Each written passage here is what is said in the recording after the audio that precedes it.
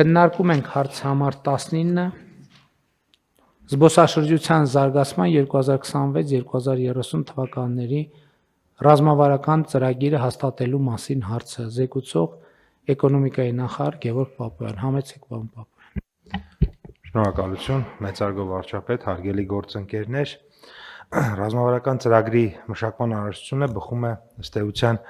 այն խնդիրների համալիր լուծում տալու անհրաժեշտությունից, որոնք այսօր կան, եւ նրա նպատակն է ի վերջո Հայաստանի Հանրապետությունում ներկա փուլում մեր զբոսաշրջային ամբողջ ենթակառուցվածքներ եւ զբոսաշրջության մակարդակը մեկ այլ ուրեմն մակարդակի բարձրացնելու մասին է խոսքը գնում այստեղ եւ սա հնարավորություն է մեզ տալու ի վերջո 5 տարի հետո ունենալ ավելի շատ զբոսաշրջիկներ եւ թվային առումով ավելի շատ ծախսող զբոսաշրջիկներ, ավելի լայն եւ դիվերսիֆիկացված շուկա եւ իհարկե դրա համար անհրաժեշտ է որպեսզի Հայաստանի Հանրապետությունը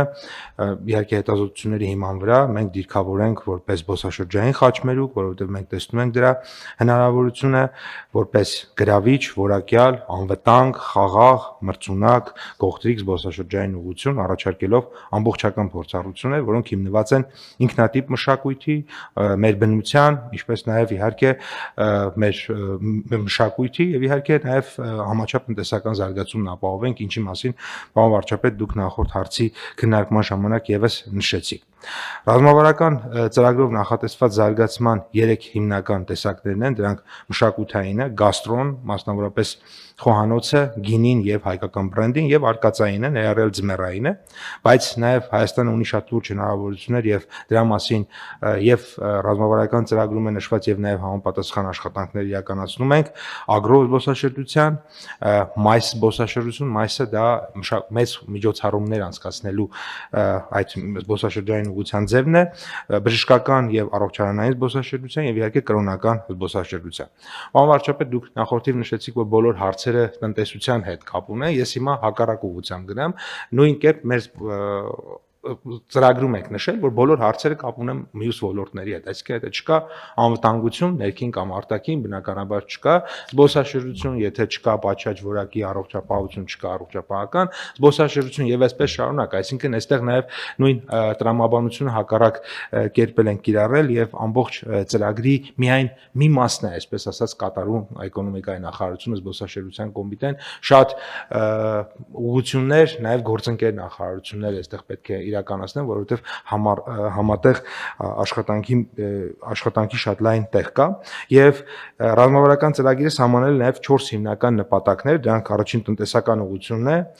որը ենթադրում է օգտագործել զբոսաշրջության տնտեսական ներուժն ամբողջությամբ, զբոսաշրջության բնակավարում բարեփոխումների միջոցով նպաստել տնտեսական առաջընթացին, աջակցելով առավել մեծ թվով անձանց ու համայնքների օգուտ քաղելու ոլորտի զարգացմանը, այստեղ նաև էլի անդրադարձել ենք, դուք նշեցիք նույնականացնենք մեր համայնքները, թե ինչի վրա իրենք կարող են կենտրոնանալ, նաև դրա վրա, որովհետև մենք շատ բազմազան է Հայաստանը եւ ընդամենը շատ կարճ կիլոմետրերի վրա մեկ համայնքը կարող է կենտրոնանալ մի ուղղության վրա, հարևան համայնքը բոլորովին այլ ուղղության, որովհետև մյուսը ընդհանրապես ուղղակի իր համար հարմար չի եւ դրա վրա նույնպես մեծ ուշադրություն ենք դարձրել եւ նաեւ դա է պատճառը, որ մենք հաստատեցինք զբոսաշրջային մեր կլաստերները նախորդ տարվա ընթացքում զբոսաշրջային գյուղերի մասին որոշումներ ընդունեցինք եւ այսպես շարունակ եւ 7 զբոսաշրջային ուղղության վրա կառավարությունը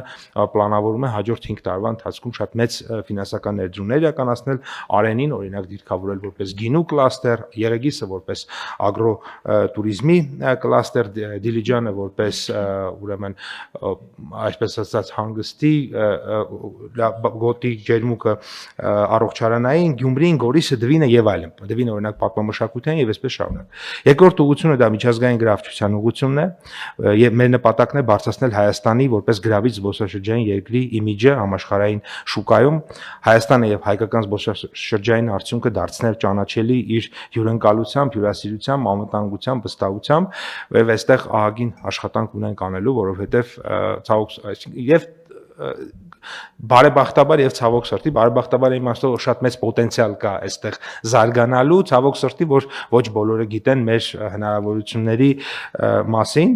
եւ բնականաբար այստեղ արտաքին շուկաներում մարքեթինգային ակտիվ աշխատանք իրականացնելու, ստեղծագործ աշխատանք իրականացնելու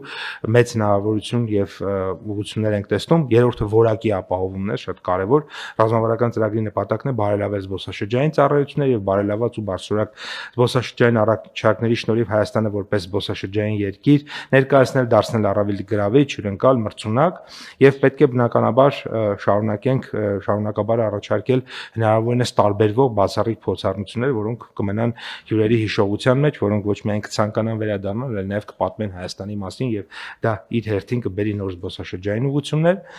Սոցիալական ուղղությունը իհարկե զբոսաշրջության բնագավառում նույնպես շատ կարևոր է